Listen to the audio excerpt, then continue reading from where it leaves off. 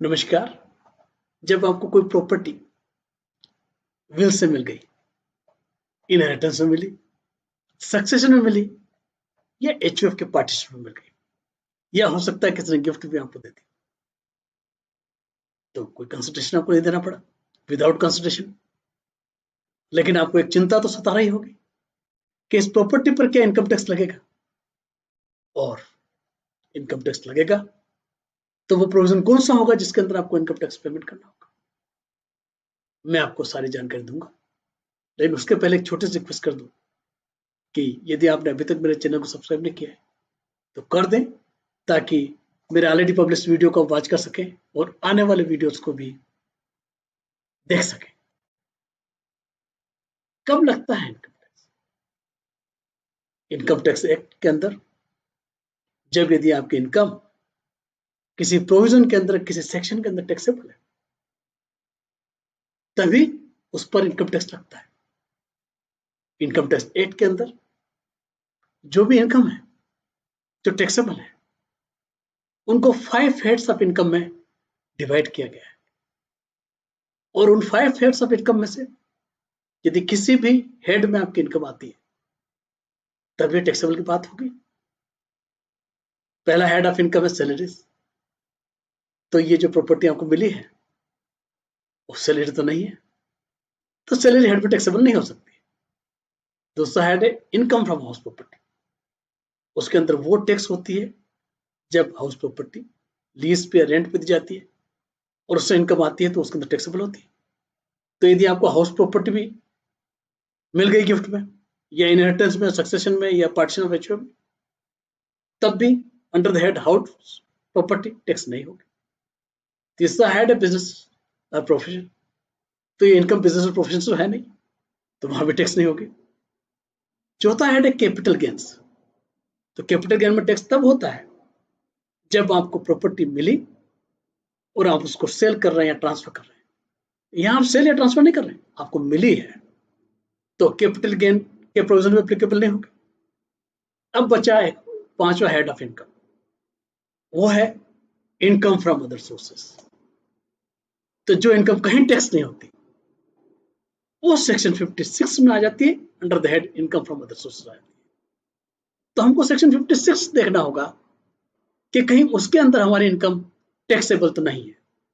तो जब हम सेक्शन 56 में जाते हैं तो हमको एक सेक्शन दिखाई देता है 56(2)(7), वो एप्लीकेबल था 1/10/2009 से 31/3/2017 तक, और उसमें gift, will, inheritance, succession, partition of HUF, इससे मिले प्रॉपर्टी पे टैक्स लगेगा क्या नहीं लगेगा, उसके बारे में चर्चा की गई थी, प्रोविजन किए गए थे। उसके बाद 1/4/2017 के बाद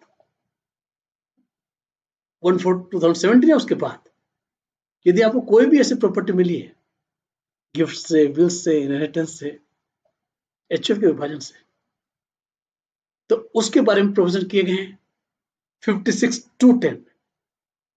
तो हमको ये प्रोविजंस को समझना होगा, ये जानने के लिए कि आपकी कौन सी प्रॉपर्टी जो गिफ्ट, विल, इनहेरिटेंस, सक्सेशन या एचयूएफ पार्टीशन में मिली है उस पर टैक्स लगेगा, और कौन सी प्रॉपर्टी मुक्त होगी। तो चलिए सबसे पहले हम बात करते हैं विल की। वसीयत से मिली प्रॉपर्टी, कोई आपको फ्रेंड या कोई आपका रिलेटिव या आपके कोई पेरेंट्स आपके नाम कोई प्रॉपर्टी विल करके, तो जब उनकी डेथ हो गई वो प्रॉपर्टी आपके पास आ गई, आप उसके ओनर हो गए, तो क्या उस पर इनकम टैक्स लगेगा? 56(2)(10) के प्रोविजन में, जो इक्वली एप्लीकेबल था 56(2)(7) में भी, ये क्लियर कर दिया गया है कि यदि कोई प्रॉपर्टी आपको विल से मिली है तो उस पर under the head income from other sources tax नहीं लगेगा। अब चलते हैं दूसरा आइटम, प्रॉपर्टी आपको इनहेरिटेंस से मिली, तो उसके बारे में भी सेक्शन 56(2)(10) के प्रोविजन में ये क्लियर कर दिया गया है कि ये जो प्रॉपर्टी है उस पर under the head income from other sources tax नहीं लगेगा। अब बात करते हैं HUF का डिवीजन हो गया जिसके आप मेंबर थे और वहां से आपको कोई प्रॉपर्टी मिल गई। हमको फिर से जाना होगा सेक्शन 56(2)(10) के प्रोविजन में। वहां पर फिर से क्लियर कर दिया गया है कि 56(2)(10) के जो प्रोविजंस हैं वो ऐसे प्रॉपर्टी पर नहीं लगेंगे जो आपको पार्टीशन ऑफ HUF से मिली। तो यहां पर भी आपको चिंता करने की जरूरत नहीं है, कोई टैक्स नहीं देना होगा यदि आपको कोई प्रॉपर्टी HUF के पार्टीशन से मिली है। अब बचता है गिफ्ट। गिफ्ट से मिली प्रॉपर्टी पर क्या आपको टैक्स देना होगा? आपको जो गिफ्ट है वो रिश्तेदारों से मिल सकती है, दूसरे लोगों से मिल सकती है, शादी के मौके पर मिलती है गिफ्ट आपको। तो सेक्शन 56(2)(10) में क्लियर कहा गया है, रिश्तेदारों को डिफाइन किया गया कि कौन कौन से ऐसे रिश्तेदार हैं जिनसे आपको गिफ्ट मिलेगी तो उस पर कोई टैक्स नहीं देना होगा। यह भी कहा गया है कि जो शादी के समय गिफ्ट मिलेगी उस पर आपको टैक्स नहीं देना होगा। तो यदि शादी के समय नहीं मिली और जो रिश्तेदार हैं जिनको डिफाइन किया गया 56(2) में उनसे गिफ्ट नहीं मिली तो फिर टैक्स लगेगा। 56(2)(10) में कैसे लगेगा? यदि कोई आपको इमोल प्रॉपर्टी मिली है, लैंड या बिल्डिंग या दोनों, और उसकी स्टाम्प ड्यूटी वैल्यू 50,000 रुपए से ज्यादा है, तो जो स्टाम्प ड्यूटी वैल्यू उस प्रॉपर्टी वो आपकी टोटल इनकम में इंक्लूड होगी। यदि कोई दूसरी प्रॉपर्टी आपको मिली है तो उसकी fair market value, aggregate fair market value 50,000 रुपए से ज्यादा है तो फेयर मार्केट वैल्यू आपकी टोटल इनकम में इंक्लूड होगी। तो गिफ्ट पे आपको टैक्स लग रहा है यदि ये उन रिश्तेदारों से नहीं मिली है जिनके केस में एग्जम्प्ट है या शादी के समय नहीं मिली। मैंने एक वीडियो पब्लिश किया है विदाउट कंसिडरेशन। तो जो प्रॉपर्टी मिलती है जिसको हम गिफ्ट कहते हैं वो किस केस में एग्जम्प्ट होगी, कौन सी प्रॉपर्टीज पर प्रोविजन 56(2)(10) के एप्लीकेबल होंगे, कौन से रिश्तेदार हैं जिनसे मिली प्रॉपर्टी इनकम टैक्स से फ्री होगी, टैक्स नहीं लगेगा, और शादी के समय गिफ्ट नहीं लगती उसका प्रोविजन, उसके गिफ्ट पर इनकम टैक्स नहीं लगता उसका प्रोविजन किया गया है।